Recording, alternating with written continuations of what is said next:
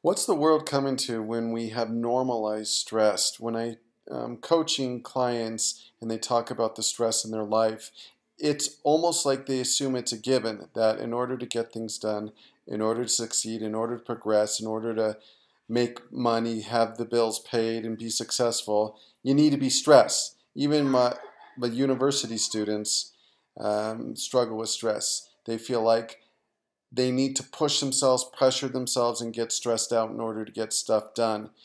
And we get in that state, and our belief system is that this is normal. This is the way life is. Life is filled with stress, pressure, worry, and all these things. And again, it's sad because we just accept it as fact, and we don't try to do the things necessary in order to make a shift, a mental shift in our thinking or our belief system in order to create a life that is calmer, not stress-free, but just calmer, more relaxed, not so pressure-filled, and not anxiety-ridden. And one of the things I don't remember who said it, but it was a Buddhist monk who said I read it somewhere, when he gets stressed, he says that's when he meditates the most. And that's the thing that we need to get off autopilot, because when we get stressed, we get that tunnel vision, we get so focused, and we think it's a necessary evil in order to accomplish what we have in life. Instead, take our foot off the gas pedal, slow down, and really stop. And you can do this throughout the day. There's some really good apps on Android, Mindfulness Bell. I believe it's even for our iPhone, or Mindful Mina. All these different types of tools, a reminder you can use. A bell goes off every hour, every 2 hours, and just reminds you, slow down and take one deep breath. One of the things I really encourage my clients to do is meditate, and then to set a reminder throughout the day that you don't get caught up in monkey mind. You don't get caught up in the anxiety of the day and the stress, because it looks like it's do or die when we're in the moment. We think our problems, our worries, our concerns, the things we have to accomplish is so important that we can't see the trees from the forest, or the forest from the trees. And what we want to do is just have that simple reminder, one deep breath, recenter ourselves, and go, in the grand scheme of things, this really doesn't matter. It really doesn't matter. And break that conditioned habit we have of to operate from stress.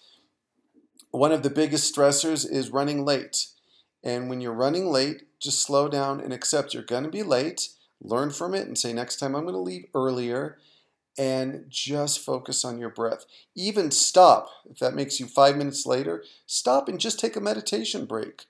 Just so you don't get caught up into the moment, into the drama. Stress is such a killer. Someone was telling me, or I was talking to someone about, they did a study on older people and seniors, and one of the things that helped them to live the healthiest and the longest, and most people think, oh, it's got to be diet, or it's got to be exercise, something like that. And it was actually a positive outlook, a positive mindset, and a reduction of stress. That positive mindset didn't allow them to get stressed like most people do.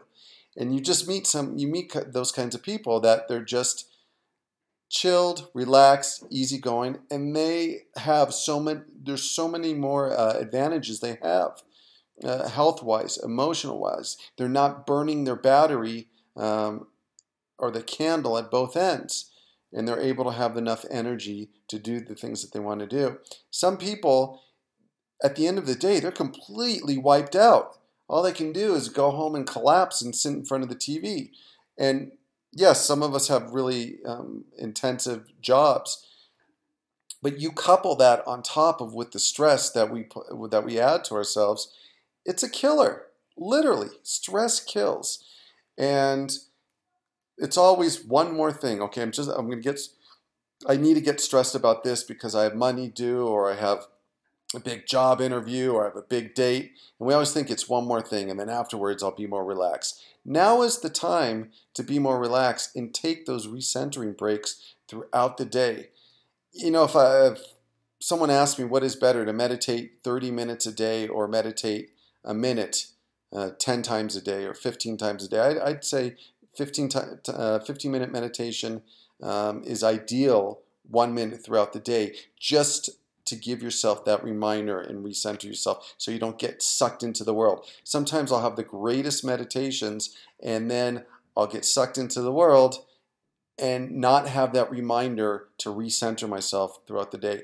Really, really beneficial. And ideally, if you could do both, maybe a 15-minute meditation and then set your phone to go off to remind you to recenter yourself and realize that it's not that big of a deal.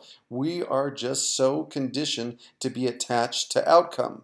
It's got to happen this way. The date's got to go right. I got to impress the client.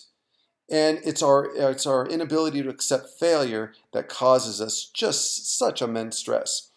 So yeah, love to hear your comments if you are able to do the mindfulness bell, the reminder, and really have your theme be, when I'm stressed, that's when I need to stop. It's not rush more, it's not be busier, it's not do more things, it's to slow down, stop, and reconnect with what's truly important in life. All right, thank you so much for listening. As always, I appreciate your comments. And if you really want, I made my coaching so affordable for people. So if you're a university student or you're a professional, it's amazing the difference in your life when you have somebody teaching you the techniques, holding you accountable, being your cheerleader, supporting you, encouraging you. I think that's the thing that most people are missing when they set goals, is that social component. And coaching does offer that. And yeah, the first consultation, there's not even a charge. We just connect through Skype and talk to each other. So I'll leave my email address in the description. Send me an email if you're interested. Otherwise, have a great week, and I'll see you again. Bye-bye.